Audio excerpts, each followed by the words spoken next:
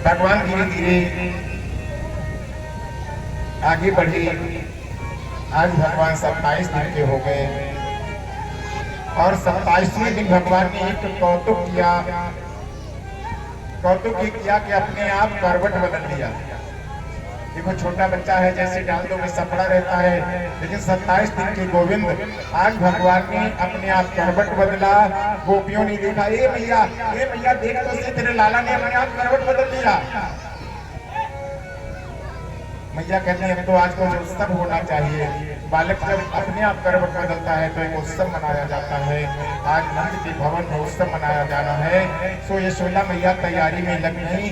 सारे घर का सामान निकाल करके बाहर आंगन में रख लिया। लाला के पालने को बाहर डाली। बाहर छकड़ा खड़ा था। छकड़ा कहते हैं अपने आप को, लहड़ू कहते हैं, ब्रज क्षेत्र में इसको छकड़ा बोलते हैं। अब तो लड़ी लहड़ू धीरे धीरे विलुप्त हो गए। लहड़ू नए बच्चे उनको बताओ, लहड़ू नहीं समझेंगे क्या होता है। तो लहड़ू के नीचे बांध दिया गया पालना छाया में। लाला का पलना यहाँ पर ठीक है, सुरक्षित रहेगा। ऊपर से कोई पशु पक्षी भी कोई घात नहीं लगा पाएगा। तो यशोदा मैया काम करने में लग गई। इधर कंस ने एक दूसरा व्रत है, नाम है सक्टासुर। सक्टासुर ऐसा है कि दिखाई नहीं पड़ता है, अदृश्य रूप से रहता है, लेकिन काम पूरा करता है। सक्टासुर को भेजा कि जाकर के उस नंद के छोरे को मार दो जाकर के। सक्टासुर कहता महाराज कोई बड़ा काम बताया करो हमें, ये छोटे छोटे कामों में मत जाया करो। अरे किसी नगर को उठा करके समुद्र में फेंकना हो तो हमसे कहा करो, किसी पर्वत को उठा करके लौट देना हो, उलट पलट कर देना तो हमें बताया करो। ये छोटे छोटे कामों में छोटा सा बालक, उसको मारने के लिए आप हमको भेज रहे हो। कंस कहते जाओ तो सही, लौट के आना, फिर बड़ा काम बता देंगे। बोलो जय श्री कृष्ण। पहले ये छोटा काम करके आओ, फिर तुम्हें बड़ा काम बताएंगे। सक्टासुर देखता है, गोकुल में पहुंच जाता है, भगवान के पालने का दर्शन करता है। भगवान भी एक आंख से, तिरछी नजर से भगवान भी उसको देखते हैं। आओ मामा जी, अब तुम्हारा नंबर लगा दिया भाई, बड़ी अच्छी बात है।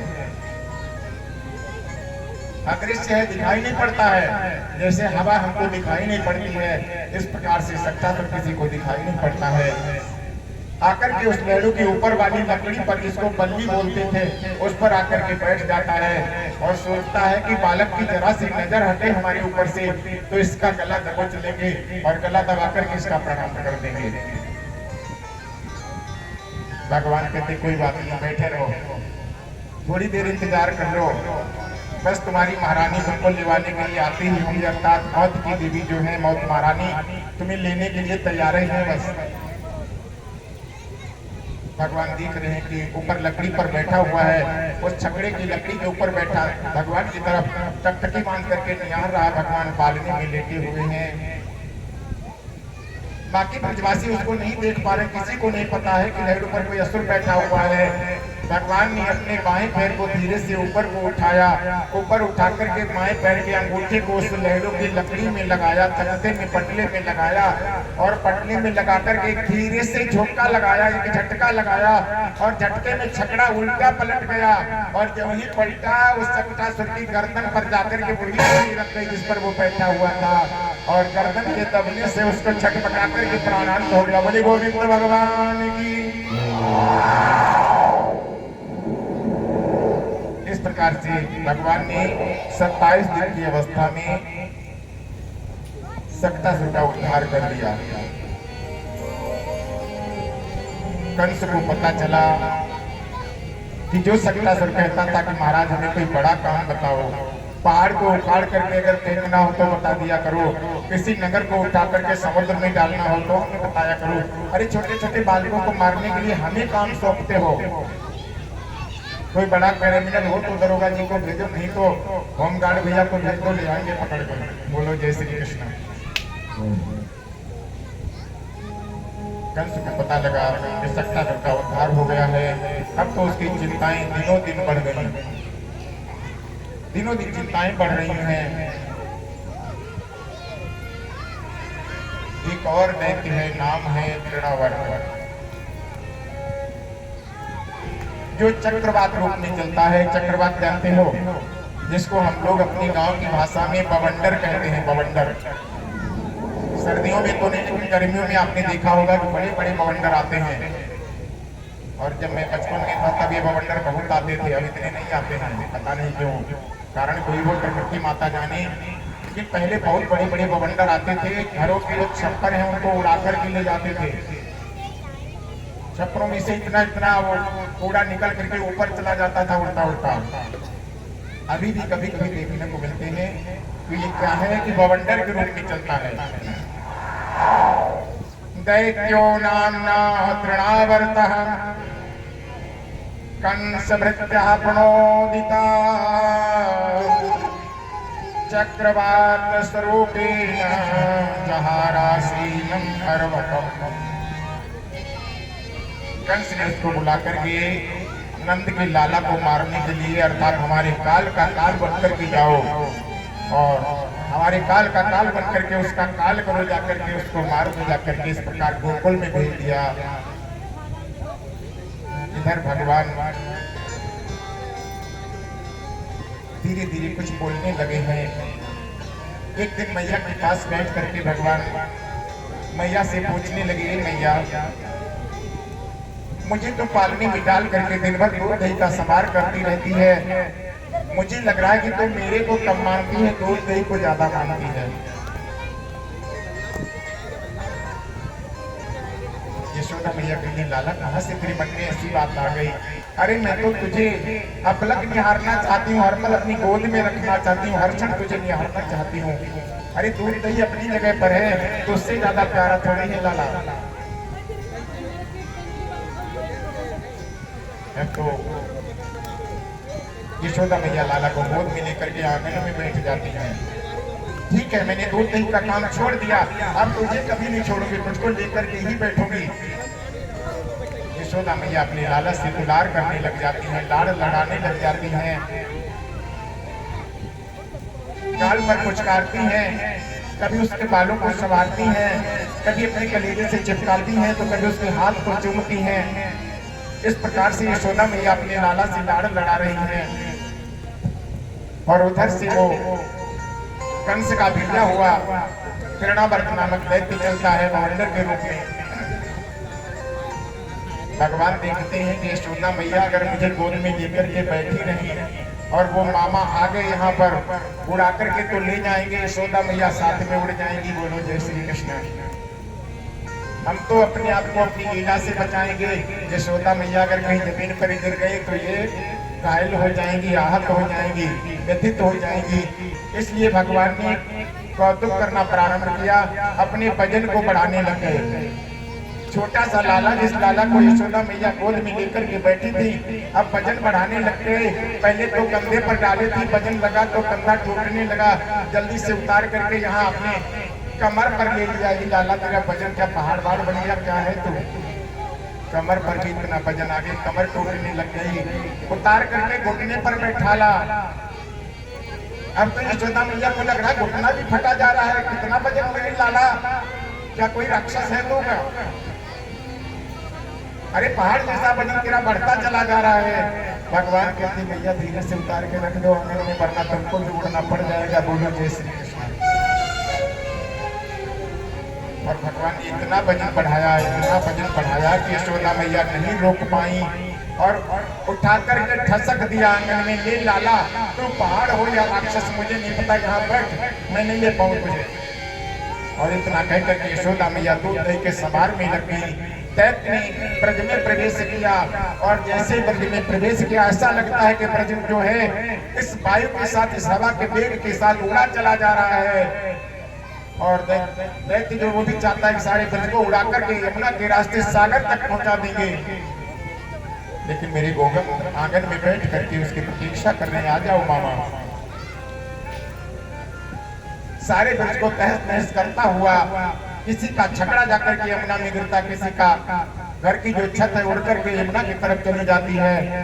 सारा ब्रजमंडल उस वायु के वेग से अस्त व्यस्त हो जाता है। ऐसा करते करते तृणावर्त भगवान गोविंद जहाँ पर बैठे नंद के महल में पहुंच जाता है। ऐसा लगा कि नंद महल की दीवारें जो है ये उखड़ जाएंगी, पैर उखड़ करके उड़ जाएगा, इतना तेज भवंडर। दैत्यु नाम नाथनावर्तः कंस भृत्यापनोदितः चक्रवात स्वरूपेण जहारासीनमर्भकम्। देखा अपने भगवान को, अपलक निहारने लग गया, ठहर सा गया, भगवान के स्वरूप को निहारने लग गया। लेकिन जब अपने कान की याद आई, अपने स्वामी के आदेश की याद आई, तुरंत भगवान को अपने बेग में उड़ा लेता है, ऊपर उड़ा करके ले जाकर के भगवान की गर्दन को पकड़ लेता है। बोले जय श्री कृष्ण। और पकड़ करके ऐसे छोटे से भगवान हैं, निहारता है। अरे इतने बड़े बालक ने पूतना का वध किया, ना ये तो संभव नहीं हो सकता। इतना छोटा बालक इसने सत्तासुर को मारा, ऐसा नहीं हो सकता है। भगवान मंद मंद मुस्कुरा रहे हैं, तृणावर्त मन में विचार कर रहा है, भगवान मुस्कुरा रहे हैं। और जब ही भगवान के गर्दन के अग्रभाग को उसने पकड़ना चाहा, मेरे गोविंद ने हाथ खड़ा करके उसकी गर्दन को पकड़ लिया। बोला जय श्री कृष्ण। अभी भगवान की आगे की गर्दन को वो पकड़ पाता, मेरे गोविंद ने उसकी गर्दन को पकड़ लिया। पकड़ करके धीरे धीरे उसको दबाने लग गए। और जो ही मेरे गोविंद उसकी गर्दन को दबाने लग गए तो छटपटाने लग गया, छटपटा रहा है। ये बालक छोड़ दे, बालक छोड़, क्या करता तू, बालक नहीं है। अरे तू गौतम करने वाला है, कोई मायावी है क्या, छोड़ दे। भगवान कहते मामा अभी छोटी उम्र का हूँ, मैया ने पकड़ना तो सिखा दिया था, छोटे नहीं 4 दिन का था तभी सिखा दिया था, पूतना को पकड़ा था, लेकिन छोड़ना नहीं सिखाया। कैसे छोड़ा जाता मुझे पता नहीं है, इसलिए छोड़ूंगा नहीं, अब तो पार ही कर दूंगा।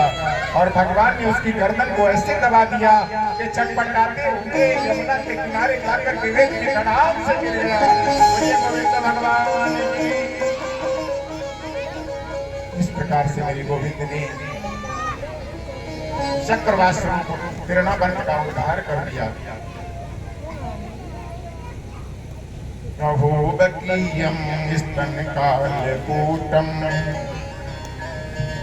जिघांसयापायदप्य साध्वी लिभि गतिं धातृचिकां ततोऽन्यं कम्बा दयालुं शरणं व्रजेम।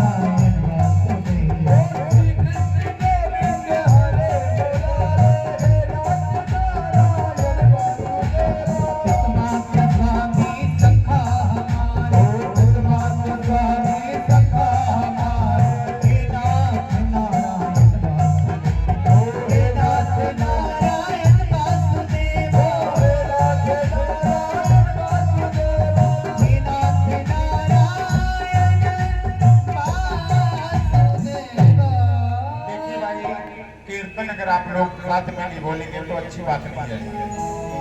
उन लोगों के लिए तो छूट है जिन्होंने पान या पुड़िया खाना था, वो मत बोले कि उनकी हवा निकल करके इधर तक आएगी और पुड़िया खाने वालों के मुख से बड़ी दुर्गंधी आती है। मत खाया करो, जो लोग खाते हो पुड़िया मत खाया करो, बहुत नुकसान करती है। पान पुड़िया वाले को ना बोले, बाकी लोग तो बोला करो भगवान का नाम है। मैंने पहले भी कह दिया, इससे पहले कि अगर इसको बोलने से आपको पाप लगे तो पाप हमको अर्पित कर देना, उस पाप को हम भोग लेंगे। राम भगवान का कीर्तन करने का, नारायण भगवान का कीर्तन करने से अगर जो काम हो जाए तो दवाई करने की जिम्मेदारी हम लेते हैं, लेकिन साथ में कीर्तन बोला करो। अधर पे मुरली हृदय मेरा बट गए दोनों में आधे आधे। कृष्ण गोविंद हरे मुरारे, हे नाथ नारायण वासुदेव।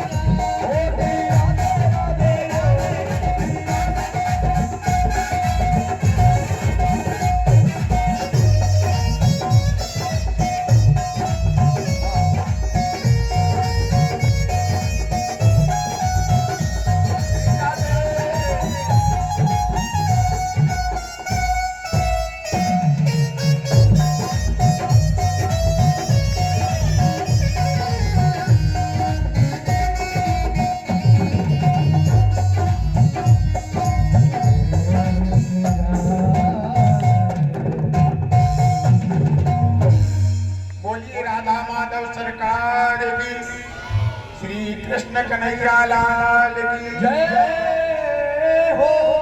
ऐसे मेरे गोविंद, गोविंद जैसा और कौन हो सकता है। मेरे गोविंद किसी को मारते नहीं है, मारना तो उन्हें आता नहीं है। हम लोग भूल बस कह देते हैं कि उन्होंने पोतना को मारा, शक्तासुर को मारा, तृणावर्त को मारा। वो मारते नहीं है, वो तार करते हैं, तारते हैं। मेरे भगवान तो सबको तारते हैं।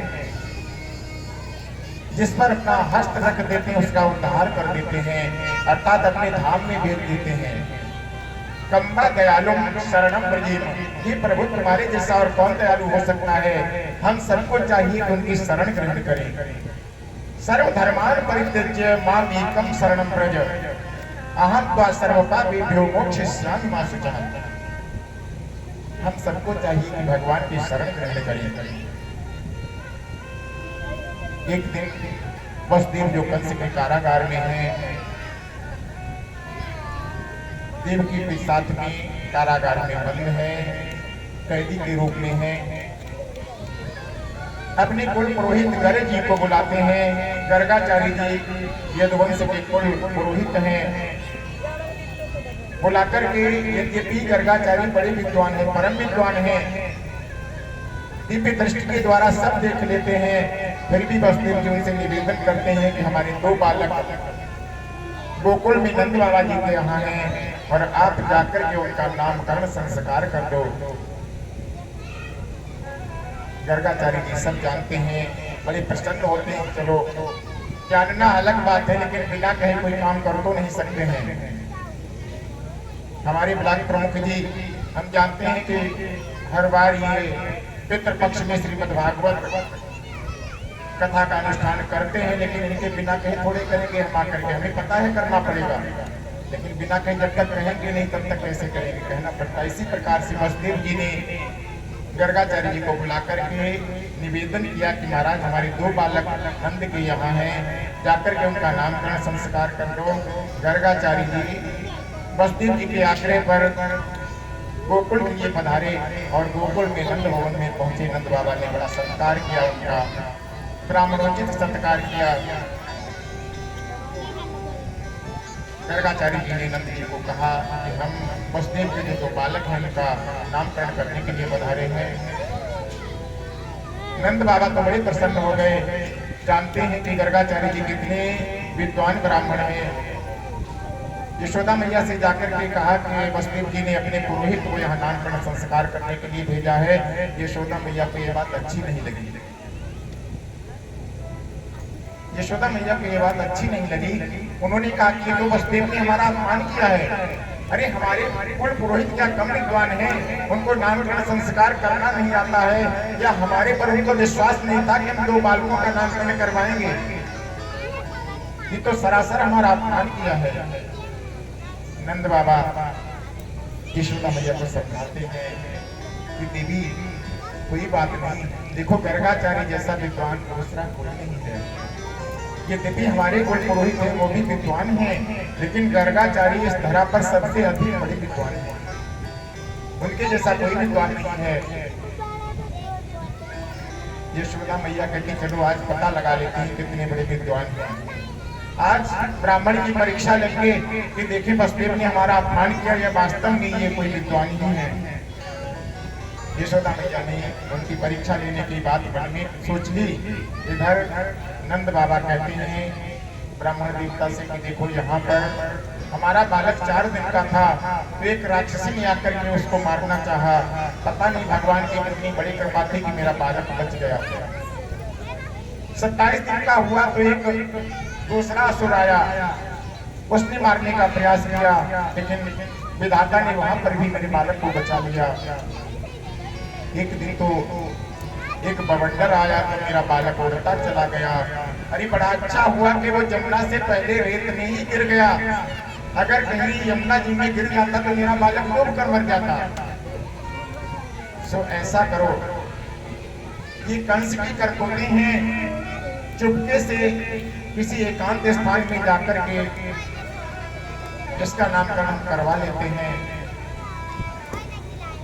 किसी को कानों कान ये बात पता न लगे कि ये दोनों बालक वसुदेव जी के हैं। नहीं तो कंस पर नहीं छोड़ेगा, सैनिकों को लेकर के चढ़ाई करके हमारा भी विध्वंस करेगा, इन बालकों को भी मार देगा। गर्गाचार्य कहते हैं कोई बात नहीं है। गर्गा पुरोहितो राजन यदो नाम सुमहातका प्रजम जगामि नंदस्य वसुदेव प्रणोदितः। वसुदेव के निधि जो नंद के नगर ब्रज में गर्गाचार्य जी आए थे, गौशाला में ले जाकर के भगवान का नामकरण संस्कार करते हैं। चुपके से नंद बाबा ने कह दिया कि मेरे परिवार के लोगों तक को ये खबर ना मिले कि ये बालक वसुदेव जी के हैं। सबको यही जानकारी होनी चाहिए कि बालक नंद बाबा के हैं। यशोदा मैया को परीक्षा लेने के लिए बैठी हुए हैं। नंद बाबा गौशाला में ले गए। यशोदा मैया और रोहिणी अपने अपने बालकों को गौशाला में नामकरण के लिए ले जाती हैं, और इधर गर्गाचार्य जी महाराज भी जाकर के अपने आसन पर विराजमान हो जाते हैं। दोनों बालकों को बुलवाते हैं। यशोदा मैया परीक्षा लेने के लिए क्या करती हैं, गर्गाचार्य जी को कहते हैं यशोदा पहले अपने बालक को लाओ। यशोदा मैया ने रोहिणी वाले बालक को अपनी गोद में ले लिया कि देखती हूँ कितने विद्वान ब्राह्मण हैं। रोहिणी के बालक को गोद में लेकर के बैठ जाती है आसन पर। कहती पंडित जी महाराज देखो ये मेरा बालक है, इसका नामकरण करो। गर्गाचार्य जी ध्यान लगाते हैं, और जो ही ध्यान लगाया गर्गाचार्य तो चौंक जाते हैं। ये यशोदा अयम हिरोहि पुत्रो, यशोदा ये तेरा बालक नहीं है। अयम हिरोहि पुत्रो रमयन सुहृदो गुणैः, ये तो सबके हृदय में रमण करने वाला होगा। तेरा पुत्र नहीं है, ये रोहिणी का पुत्र है। अयम हिरोहि पुत्रो, उससे थोड़ी सी गलती हो गई, लग रहा है बालक तेरा बदल गया, गोद में तूने रोहिणी का पुत्र ले रखा है। यशोदा मैया लज्जित हो गई। लज्जा के कारण नजर नीचे को झुक गई। मैं तो परीक्षा लेने के लिए आई थी, वास्तव में बहुत विद्वान ब्राह्मण है, अर्थात हमारी चोरी पकड़ी गई। बोलो जय श्री कृष्ण। कोई बात नहीं, बैठी रहो, पहले इसी का नाम रख देते हैं, क्योंकि त्रेता में तो ये छोटा था, लेकिन द्वापर में बड़ा है।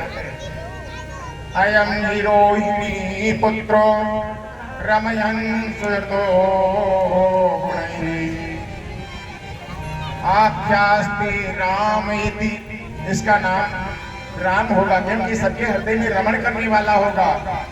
आख्यास्ते राम इति बलाधिक्या बलम विदुः, इसका नाम तो राम होगा लेकिन इतना बलवान होगा, इसलिए राम से पहले बल जोड़ दिया जाएगा, अर्थात बलराम होगा।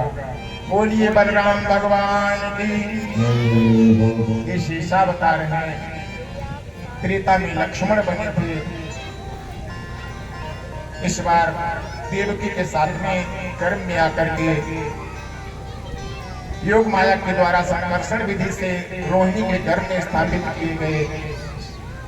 नंद के भवन में बलराम के रूप में इन्होंने अवतार ग्रहण किया।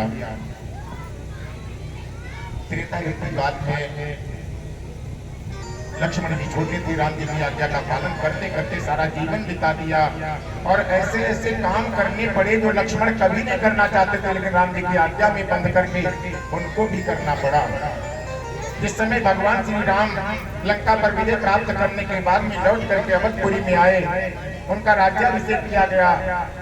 एक धोबी और धोबिन की लड़ाई के कारण जब भगवान राम ने लक्ष्मण को आज्ञा दी कि सीता को जंगल में छोड़ करके आओ, एकांत में, लक्ष्मण जी कभी इस काम को करना नहीं चाहते थे। अपनी देवी जैसी सती भाली को गर्भावस्था की अवस्था में जंगल में ले जाकर के अकेले छोड़ करके आए, लक्ष्मण जी कभी इस काम को करना नहीं चाहते थे,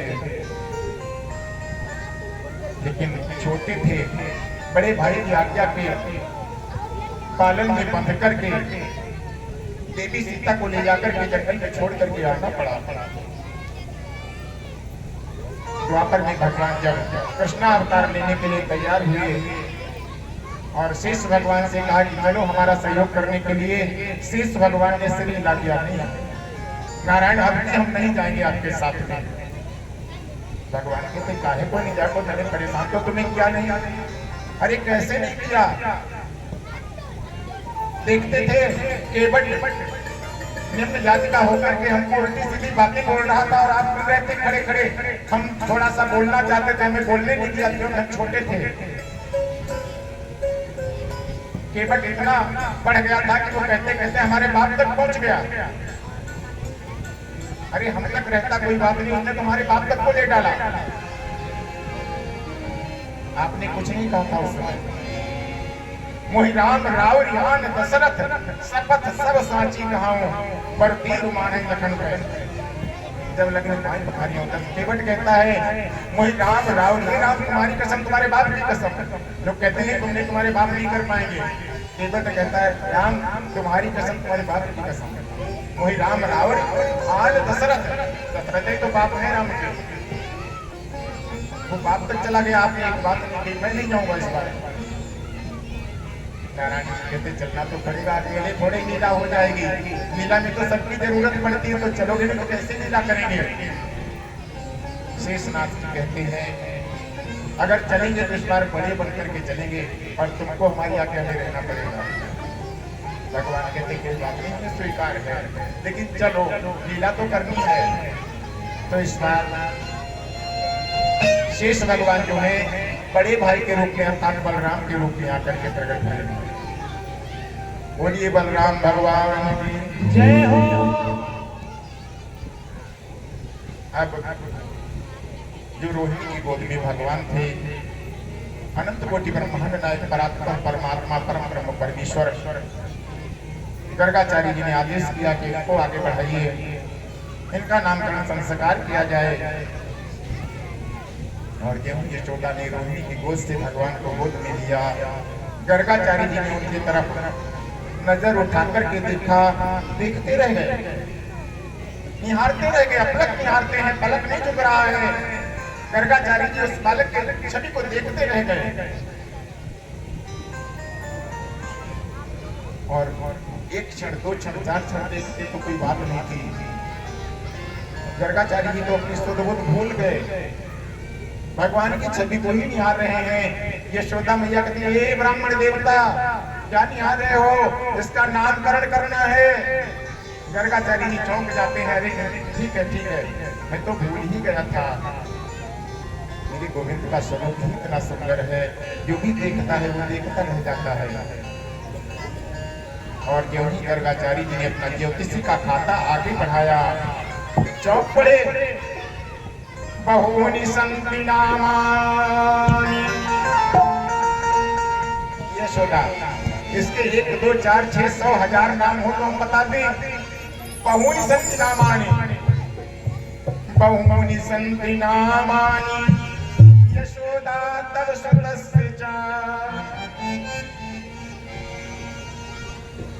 इनके तो अनेक नाम है,